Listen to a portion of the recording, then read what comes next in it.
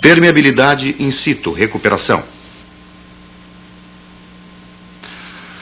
O ensaio de recuperação é executado sequencialmente ao ensaio de bombeamento e consiste em controlar a recuperação do nível freático no poço, após o corte de sucção e a retirada do equipamento. Para auxiliar no acompanhamento da recuperação, uma régua graduada é instalada. Como o nível d'água se encontra em sua cota mínima, o diâmetro do poço pode ser determinado com a máxima precisão possível. Este dado terá influência ponderável quando da execução dos cálculos da permeabilidade.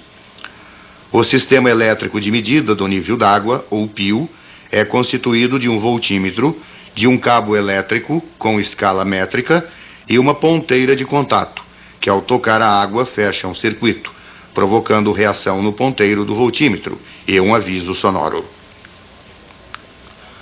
Com a variação do nível d'água, o cabo elétrico vai sendo recolhido, sendo os valores anotados em confronto com o tempo decorrido. O equipamento de sucção é retirado. Inicia-se o ensaio. Penetração estática contínua, Deep Sounding. Estamos assistindo aos procedimentos de ancoragem do equipamento de origem holandesa para execução do ensaio de penetração estática contínua, com 20 toneladas de capacidade. Este ensaio, também chamado de CPT, ou cone holandês, consiste na cravação de uma haste metálica com esforço hidráulico contínuo, exercido por um equipamento posicionado na superfície do terreno.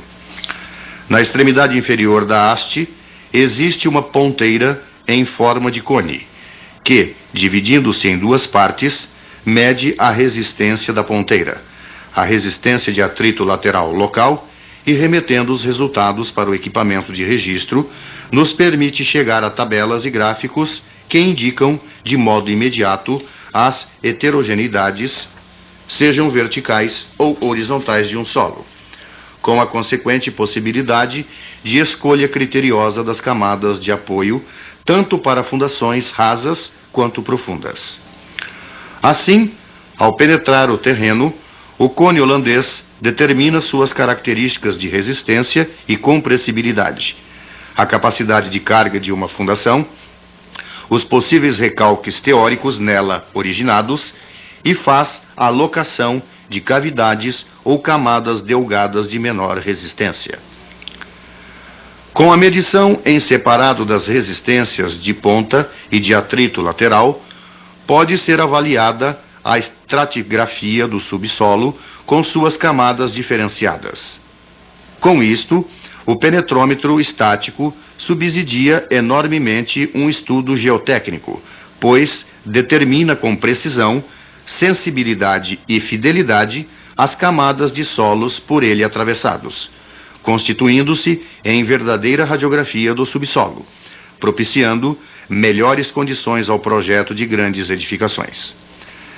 Devido ao grande esforço que o equipamento Deep Sounding dispenderá para cravar a haste metálica no subsolo durante a execução do ensaio, sua fixação ao terreno superficial necessita ser firme, não lhe possibilitando qualquer movimento que não os normalmente previstos. Primeiramente, é feito um furo atrado, tipo concha, com 4 polegadas de diâmetro, para facilitar a penetração dos trados tipo parafuso, que irão ancorar propriamente o equipamento, dando-lhe estabilidade sobre o terreno. Logo em seguida, com o auxílio da força hidráulica do equipamento, são cravados os parafusos, que podem ser 4, 8 ou 12, de acordo com a solicitação do ensaio e a constituição do terreno superficial. Com a fixação das sapatas, as hastes dos parafusos, o equipamento está pronto para a execução do ensaio. Densidade in situ, cilindro amostrador. A construção de obras de terra e rocha exige um controle de qualidade permanente durante sua execução, de forma a garantir que as propriedades médias dos materiais utilizados sejam iguais ou superiores aos valores previstos pelos estudos de projeto. De maneira geral, as propriedades que se espera na obra não podem ser medidas direta ou sistematicamente durante a própria operação de execução da construção. Assim, propriedades como permeabilidade, deformabilidade, resistência ao cisalhamento e índices de suporte são avaliados pelo controle de qualidade através da determinação da massa específica aparente e seca dos materiais compactados. Este controle normalmente é utilizado em estradas e em aterros compactados de terra e rocha, e é feita pelo cálculo do grau de compactação ou da compacidade relativa no caso de materiais não coesivos. No controle através do cilindro amostrador, utilizamos um cilindro com volume padronizado 1000 centímetros cúbicos para aterros e 500 centímetros cúbicos para estradas.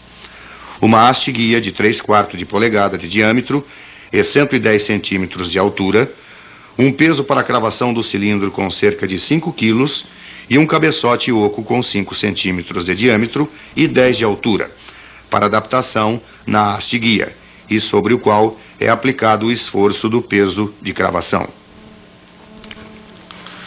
Escolhido o local de amostragem, procede-se à preparação da camada a ser controlada, com sua regularização e remoção do material solto. Em seguida, coloca-se o cilindro amostrador sobre a superfície, adaptando-se o cabeçote oco e o batedor juntamente com a haste guia.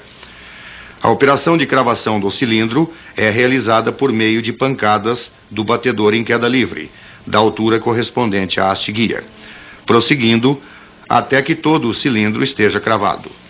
Terminada a cravação, escava-se cuidadosamente em redor do cilindro até que suas laterais estejam totalmente à mostra. Como o cilindro precisa ser transportado até o laboratório com o máximo cuidado, e há necessidade da execução de um ensaio de compactação para determinações finais, é coletada com a utilização de um saquinho de lona uma porção de material do local, e que servirá de acolchoamento para evitar danos na amostra contida no cilindro. Já no laboratório, o cilindro é retirado do saquinho de lona, notando-se as sobras de material e suas extremidades. Com o auxílio de faca e régua biselada, o cilindro é rasado para que o volume de material se aproxime ao máximo da especificação. A seguir, o cilindro contendo a amostra é pesado em balança analítica. Para maior eficiência do controle efetuado, tanto a determinação de volume quanto a tara do cilindro devem ser conferidos periodicamente,